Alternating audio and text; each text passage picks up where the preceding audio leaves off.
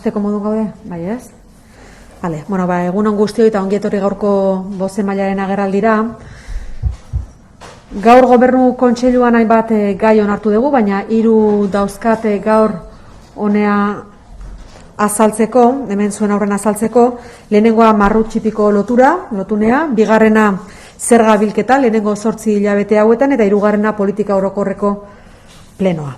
Hala eta guztiz ere aurretik, gaiak jorratzen hasi aurretik, aipamena egin nahi nuke pandemiaren inguruan izan ere hobekuntza nabarmena dago, txertoa gure artean daukagu, eta beraz, datuek onera egiten duten nabarmen. Hala eta guztiz ere Gipuzkoarrei eskatzen diegu erne jarraitzeko, bilakaerak zentzu berean jarrai dezan etorkizunean. Eta noski, astero egiten dugun bezala, lehen lerroan lanean dauden guztiei eta denbora honetan guztian zehar, sekulako ahalegina egin duten guztiei esker ona luzatu. Haien ahaleginari esker datuek egiten dute hobera eta guztiak zaintzen gaituzte. 3 gai aipatu dizkizuet, lehenengoarekin hasiko naiz, marrutxipirekin, hain zuzen ere gaurko gobernu kontseiluan onetsi dugu Gipuzkoako Foru Aldundiak eta Donostiako udalak sinatu beharreko lankidetza hitzarmena, Gipuzkoa 20 Donostiako saihesbidean marrutxipiko lotunaren obra gauzatzeko. Obrak 12,6 milioi euroko oinarrizko aurrekontua du, beza barne, eta horietatik 9,1 Gipuzkoako Foru Aldundia jartzen ditu eta gainontzekoak Donostiako udalak. Lanak 2022ko urtearen hasieran hasiko dira, lehen hiruhilekoan eta 2 urtez iraungo dutelakoan gaude. 24 hilabetetako gauzatze epea izango lukete obra hauek. Aipatzearren, gogoratuko dizue duela gutxi onartu genuela Gipuzkoako Foru Aldundian 27 poligonoaren sarrera ere, eta beraz honekin litzateke bigarren sarrera irteera Donostiako udalari eragingo liokena. Hain zuzen ere, hiriburuko trafikoa hobetzeko aleginean ekarpena egiten du Gipuzkoako Foru Aldundiak trafiko kolapso gutxiago egoteko eta Urumea ibaiarekiko menpekotasuna gutxitzeko. Marrutxipiko lotunea. Lotura berri hori egingo litzateke Pollo eta Intxaurrondoko tunelen artean, bertan kokatuko litzateke Marrutxipiko lotunea, oso urbanizatua dagoen ingurune batean. Sartzeko eta irteteko aukerak irekiko ditu, berriak, eta beste bide batzu deskargatu egingo ditu. Besteak beste, Frantziako pasealekua, Federico García Lorca, gaur egun Gros eta Giatik ateratzeko erabiltzen dena. Gogoratzearren, momentu honetan 4 proiektu abiatu ditu Gipuzkoako Foru Aldundiak azken hilabeteetan, Azkoitia Urretxu errepidea berritzeko lanak, abian daudenak, Astigarragako 27. poligonorako irtera sarrera berria, leheno aipatu duana Marrutxipirekin batera Donostiako herriari sekulako arnasa emango diona, hori ere abian da, A15 Belabietako tunela berritzeko lanak, hori ere abian, eta gaur onartutako Marrutxipik Donostiako Gipuzko 20ko sarbide berria emango diona. 4 proiektuak batuta 42 milioi euro baino gehiagoko inbertsioa egiten du Gipuzkoako Foru Aldundiak, eta 2 zentzutan aldi batetik trafikoa arintzeko eta bestetik segurtasuna ere areagotzeko.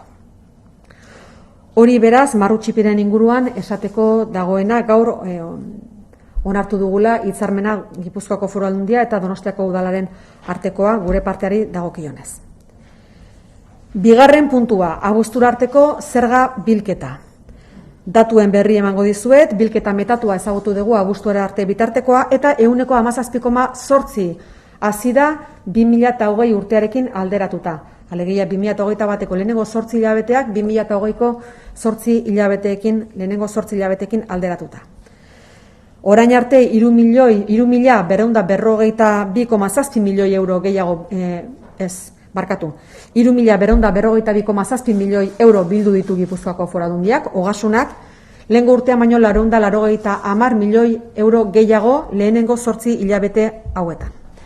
Alare gogoan izan behar dugu, lehengo urtean COVID-19 pandemian bete-betean geundela, oraindik ere jarraitzen dugu, baina orduan egoera askoz ere okerragoa zan, eta jarduera ekonomikoari sekulako kaltea egin zion, eta hori aintzat hartu behar dugu, baina ez da elementu bakarra aintzat hartu behar duguna, ze izan ere 2020an jarduera ekonomikoa kaltetua izateaz gain, Gipuzkoako Foru Aldundiak hainbat erabaki hartu zuen, malgutasuna eskaintzeko eta gerorapenak eskaintzeko jarduera ekonomikoa zuten hainbat eta hainbati. Beraz horrek ere noski izan du inpaktua 2020an eta hori eta zerga bilketan eta bentsat aintzat hartu beharreko kontua da. Zerga nagusiak aipatuko ditut, PFS-aren kasuan 9,8% hazi da, bezari dagokionez igoera 24,5%koa da, eta sozietateen gaineko zergarena 10,30,2an hazi da. Hala ere, hemen ere badaude distorsioa sortzen duten hainbat kontu. Alde batetik, iaz mikroenpresek, enpresa txikiek eta ertainek aitorpenak beranduago aurkeztu zituzten, alegia orain aurkeztu beharrean urrian aurkezteko aukera izan zuten. Aukera hori eskaini genien, beraz datu hori ere aintzatu hartu behar dugu eta horrek eramaten du datua edo konparaketa homogeneoa ez izatera. Eta bestalde, aurten ere ezohiko sarrerak izan ditugula ogasunean. Bestela egonez direnak, ohiko jardueran gestiotik etortzen direnak, baina ezohiko sarrerak direnak eta horiek ere distorsioa sortzen dute. Alegia, datuak ez dira homogeneoak konparaketa egiteko, baina bide bat finkatzen dute edo bide bat erakusten dute. Alegia, ekonomia bide honetik ari dela errekuperatzen. Hori nabarmen gelditzen da. Beraz, ekonomia eta gure enpresa gogotik ari dira lanean eta indartsuak ageri dira krisiari aurre egiteko momentuan, nabarmen ikusten da datu hauetan, baina guk konparaketa ere egin nahi izan dugu 2019 urtearekin. 2019 pandemiari gabeko urtea eta 2019arekin alderatuta lehenengo 8 hilabetetan igoera 5,3%koa da. Datozen hilabetei begira zer? Bueno, guk ekonomiaren aldeko apostu egingo dugu, besteak beste horrek ere ahalbidetzen duelako zerga bilketa hobea izatea, eta zerga bilketa ona denean, zerbitzu sozialak ere indartzeko aukera ematen du, eta horrek noski kohesioa ekartzen dio lurraldeari. Eta kohesioa ekartzeak esan nahi du, desberdinkeriak ere murriztu egiten diala, gutxienez diru ikuspegitik edo ekonomia ikuspegitik. Baliabide ekonomikoen ikuspegitik eta beraz bide horretan sakonduko dugu etorkizunean ere. Eta etorkizuna aipatzen dudala, hirugarren puntuak zerikusi zuzena du etorkizunarekin, hain zuzen ere politika orokorreko plenoa egingo delako Gipuzkoako batzar nagusietan, irailaren 28an diputatu nagusiak irakurketa bat egingo du azken 12 hilabeteena, eta baita datozen hilabeteetan ze egitasmo egingo dituen edo burutuko dituen aztertuko du edo aditzera emango du Gipuzkoako diputatu nagusiak beraz bertan egotera edo gutxienez jarraitzera eskatzen dizuegu. Pandemiaren eraginpean jarraitzen dugu, baina azkeneko urte honetan pandemiak noski dana baldintzatu du, baita Gipuzkoako Foru Aldundiaren egoera ere eta beraz horren inguruan ere irakurketa sakona egiteko asmoa du diputatu nagusiak. Brevemente un resumen de los temas que hemos abordado en el Consejo de Gobierno de hoy. Eran 3 temas los que hemos acordado. Por una parte, el nuevo enlace en Marruchipi. Por otra parte, la recaudación hasta el mes de agosto. Y, en último, el Pleno de Política General que se va a celebrar a finales de mes.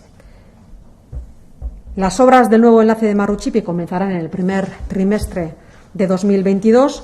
Hoy hemos suscrito el convenio de colaboración con el Ayuntamiento de Donostia para la ejecución del proyecto. Tiene un presupuesto base de 12,6 millones de euros, IVA incluido, y la Diputación aporta 9,1 millones de euros. El resto lo aporta el Ayuntamiento de Donostia. Esto, con la nueva entrada también del polígono 27, evidentemente va a aliviar el tráfico y mejorará la circulación urbana en la ciudad. Es una mejora sustancial de la gestión de tráficos en la ciudad de Donostia. Por tanto, compromiso de la Diputación Foral de Guipúzcoa con el Ayuntamiento de Donostia, con su tráfico, evidentemente con la mejora del tráfico y con la mejora de la seguridad también en este ámbito, como también con los otros 3 proyectos que tenemos en marcha ya desde la Diputación Foral de Guipúzcoa, con una aportación de más de 42 millones de euros en total. Por tanto, inversión más que importante que realiza la Diputación Foral de Guipúzcoa. Segundo tema que hemos abordado en el Consejo de Gobierno de hoy, la recaudación hasta el mes de agosto. La recaudación tributaria en Guipúzcoa creció un 17,8% en los 8 primeros meses del año, si comparamos con el año 2020. La Hacienda guipuzcoana ha recaudado 3.242,7 millones de euros, 490 millones de euros más que en 2020.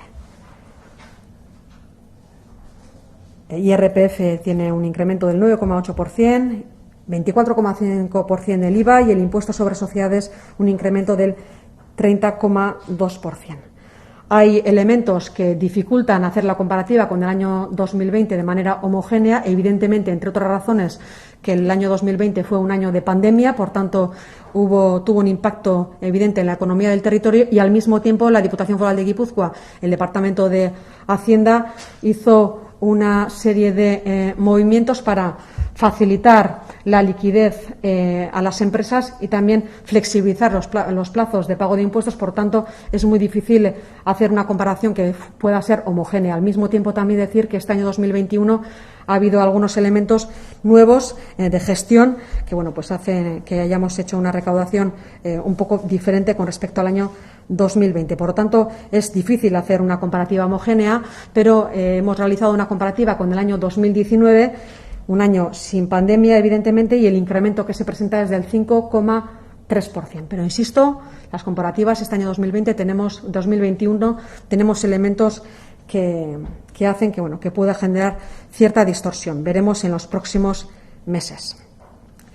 Tercer punto del Consejo de Gobierno de hoy, el Pleno de Política General que se va a celebrar el 28 de septiembre en las Juntas Generales de Guipúzcoa. Como viene siendo habitual, el diputado general hará un análisis de los últimos 12 meses, evidentemente condicionados por una situación de pandemia, y al mismo tiempo planteará los nuevos retos que tenemos, así como las nuevas iniciativas que va a plantear la Diputación Foral de Guipúzcoa de cara al año que viene, haciendo un balance y, por tanto, también poniendo el foco en el futuro. Horietxe dira gaurkoan jorratu ditugun gaiak, onartu ditugun gaiak, bestelakorik izango bazenute, erantzuteko prest naukazuen.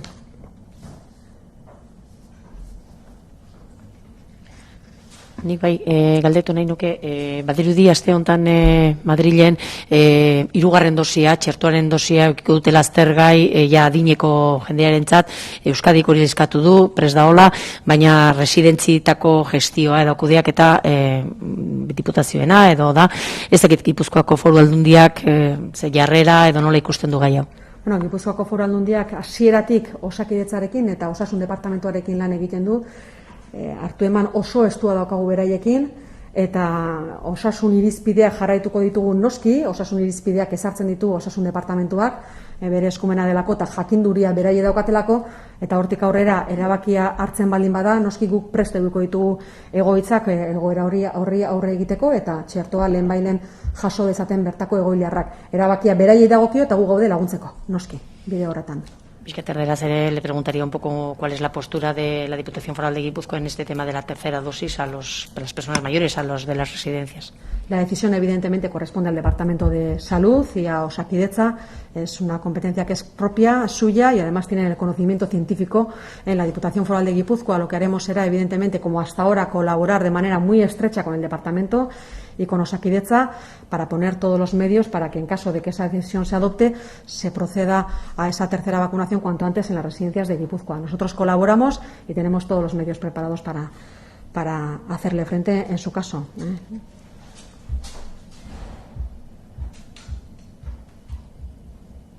Beste galderaren bat. Barkatu. La situación en las residencias de mayores del territorio es bastante buena, ¿no? Pese a la incertidumbre que había generado esta quinta ola, parece que están remitiendo la proliferación de contagios, ha ido a menos. ¿Cómo valoran? ¿Es efecto de la vacuna? A ver, nosotros tenemos muy claro que lo que sucede fuera acaba trasladándose a las residencias, y eso lo hemos visto a lo largo de toda la pandemia. Es decir, cuando la situación empeoraba en la calle, digamos, la situación a los días también se iba empeorando en las residencias. Por tanto, es un espejo de lo que pasa en la calle. No podemos hacer, eso es así. Evidentemente, la vacuna ha tenido un impacto en las residencias. Yo creo que es el mejor ejemplo de que la vacuna funciona y que la vacuna protege, pero evidentemente hay un porcentaje de personas o hay un porcentaje en el que no se protege al 100%, pero desde luego ha hecho una aportación enorme a la salud y a la vida de las personas. Eso es indudable. Y desde luego, si la evolución en la calle es buena, como lo es en este momento, también lo es en las residencias, como es el caso. En este momento tenemos 27 casos positivos en las residencias de Guipúzcoa, personas usuarias. ¿Hay confinados en Eibar? ¿En el hospital de Eibar o no hay ninguno? Ese dato no lo tengo, pero bueno, puedo facilitarle la información. No tengo ese dato a mano, pero bueno, la situación es muchísimo mejor. Entonces, bueno, pues la mayoría son personas asintomáticas, además. Beraz, argi gelditu da txertoaren eragina residentzietan, ez da? Nik uste dut, eta gaina erabili dugun adibide argiena izan dela beti, hasieratik, alegia txertoaren eragina izan da zoragarria egoitzetan. Eta hori ikusita, nik uste jendea ere animatu egin dela txerto hartzera. Egoitzetan dauden pertsonak dira zaurgarrienak gaixotasunaren aurrean. Alegia adinekoak, eta askotan patologia asko dauzkate. Gaixotasunaren aurrean zaurgarrienak handaude. Txertatu ondoren ikusi da zenolako garapena izan duen gaixotasunak egoitzetan eta zenolako eragina izan duen bertako erabiltzaileengan eta baita langileengan, eta horrek seguru nago animatu egin duela jendea. Zergatik? Pertsona nagusiak patologia asko dutenak asko eta asko inolako sintomarik gabe pasa dutelako pertsona, inolako sintomarik gabe pasa dutelako gaixotasuna. Alegia, birusa hartu dute, baina ez dira gaixotu gehienak. Batzuk zoritxarrez egin dira, hori ere badakigu. Baina bosgarren olatu aldi honetan txertoa daukagunetik, garapena oso ona da. Eta horrek animatu du jende asko eta asko txertoa hartzera. Zaurgarrienek horrela erantzuten badiote txertoari, gainontzeko guztiek ondiko beto.